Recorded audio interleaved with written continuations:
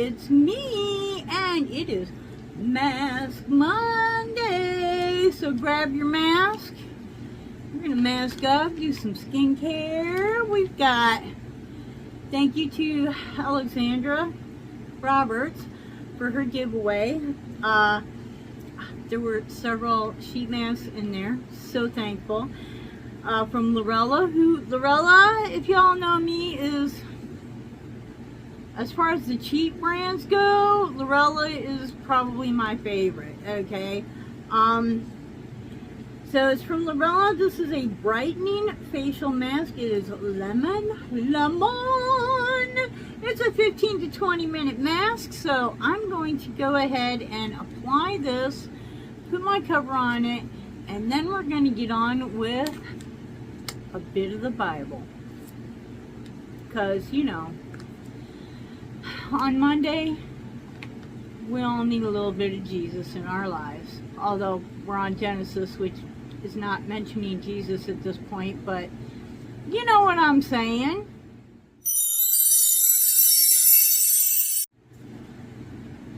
Okay, so where we left off, yeah, I'm sorry, I've got fans, I've got air conditioning. It's really rather warm here in Florida, and the humidity factor is making me wish that I had gills, okay? So please bear with me with the background noise. It's a necessity if I wish to live, and I thank God for air conditioning. Uh-oh, what did I do? I lost my, hello, bookmark. Okay, so Jacob went home and his brother met him. He wasn't real sure how he was going to be received, because when he left they weren't on good terms, but it ended up being okay. You know, his brother was like, no dude, I'm happy to see you. And Jacob came to Shalem, and a city of Shechem, which is in the land of Canaan. And when he came from, you know, where he was at, and pitched his tent before the city, he bought a field, spread his tent at the hand of the children of Hamor, Shechem's father, for 100 pieces of money. And if you would remember, Abraham was kind of involved in this. And he erected there an altar and called it El Elohia Ezriel. Okay, so chapter 34. And Dinah, the daughter of Leah, which she bore unto Jacob, went out to see the daughters of the land. You know, let's go meet some other women, right? And when Shechem, the son of Hamor and Hivite, prince of the country, saw her, he took her and lay with her and defiled her. You know, the Canaanites are, we've already been told that these are not good people, okay? His soul clave unto Dinah, and the daughter of Jacob, and he loved the damsel, and spoke kindly unto the damsel. And Shechem spoke unto his father Hamor, saying, give me this damsel to wife. And Jacob heard that he had defiled Dinah his daughter. Now his sons were with his cattle in the field, and Jacob held his peace until they came home. Okay, so he waited till his sons were there. Hamor, the father of Shechem, went out unto Jacob to commune with him. And the sons of Jacob came out in the field when they heard of it. And the men were grieved, and they were very wroth, because he had wrought folly in Israel, in lying with Jacob's daughter, which thing ought not to have been done. You think? And Hamor communed with them, saying, the soul of my son Shechem longs for your daughter. I pray you give her to him to wife. And you make marriages with us, and give your daughters unto us, and take our daughters unto you. And you shall dwell with us, and the land shall be before you. Dwell and trade ye therein, and get you possessions therein. And Shechem said unto her father and unto her brethren, Let me find grace in your eyes. What ye shall say unto me I will give. Ask me never so much dowry and gift, and I will give according as you shall say unto me, but give me the damsel to wife. And the sons of Jacob answered Shechem and Hamor the father deceitfully, and said, because he had defiled Dinah their sister. And they said unto them, we cannot do this thing, to give our sister to one that is uncircumcised, for that were a reproach unto us. But in this we will consent unto you, if you will be as we be, that every male of you be circumcised, then we will give you our daughters unto you, and take your daughters unto us, and we will dwell with you, and we will become one people. But if you will not hearken unto us to be circumcised, then we will take our daughter, and we will be gone. And their words were pleased. And their words pleased Hamor and Shechem, Hamor's son. And the young man deferred not to do the thing, because he had delight in Jacob's daughter, and he was more honorable than all the house of his father. That's good to know. And Hamor and Shechem and his son came unto the gate of their city, and communed with the men of the city, saying, These men are peaceful with us. Therefore let them dwell in the land, and trade therein for the land. Behold, it is large enough for them. Let us take their daughters to us for wives, and let us give them our daughters.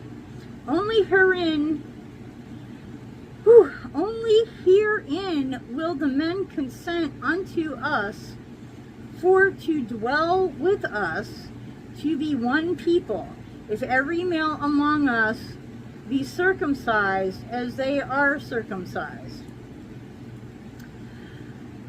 Shall not their cattle and their substance and every beast be ours? Let us consent unto them, and they will dwell with us.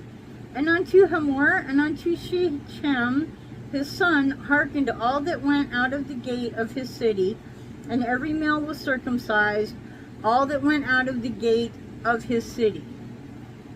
And it came to pass on the third day, when they were sore, that two of the sons of Jacob, Simon and Levi, Dinah's brethren, took each man his sword and came to the city.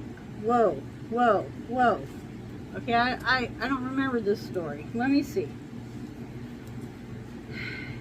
And unto Hamor and unto Shechem his son hearkened all that went out of the gate of his city, and every male was circumcised, all that went out of the gate of his city. And it came to pass on the third day, when they were sore, that two of the sons of Jacob, Simon and Levi, Dinah's brothers, took each man his sword, and came upon the city boldly, and slew all the males. And they slew Hamor and Shechem his son with the edge of the sword, and took Dinah out of Shechem's house, and went out. The sons of Jacob came upon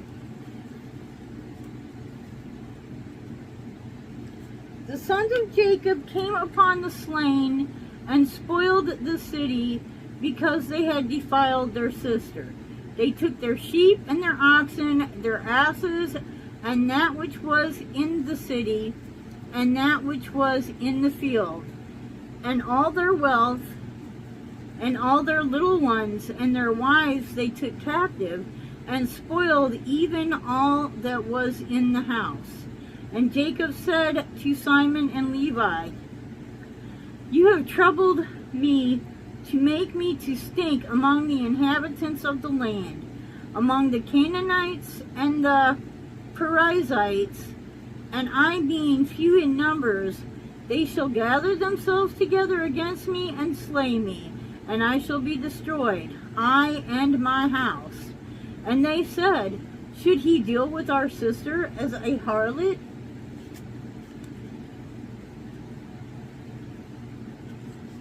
I'm going to end there. I got to think about that. I've never heard that story before. So Levi and the other brother, sons of Jacob, evidently without Jacob's blessing, they, Jacob and Shem had made an agreement. They were abiding by it. Everything, Now, granted, the Canaanites are. We already know from past readings that something ain't right in that whole town, or that whole area. But they were holding to their word. But Levi and the other brother that I've already forgotten his name, they were just too angry about the whole deal, and instead of, giving their sister with blessing, they slew the whole bunch. And this is what happens when you don't think, and now Jacob is like, are you kidding me? Are you kidding me? Every Canaanite is going to come after me now because of your actions. Are you kidding me? Guys, I'm going to end it with that because, wow. Do you know this story? If you do, comment below. Let me know. And some reflecting to do upon this is sometimes you really got to think before you act. If you're angry, it's not the time to do anything. It's the time to just sit and stew in it for a minute and let it, wait until you can make sense of things, or until you can make sense. And, wow. Alright guys, until the next time, I still got a few minutes on this. It smells a little bit lemony, not bad, but just a little bit. It feels very nice though, very nice. I have had Lorella sheet masks before, and I have been very happy with them, so I'm kind of needing to do a mask anyways. My face has been, she was happy with me for about 4 or 5 days, and now it's angry again. I don't know. Anyways, until the next time, I hope you wake up dancing, ba-boom, wake up dancing every single day. God bless you.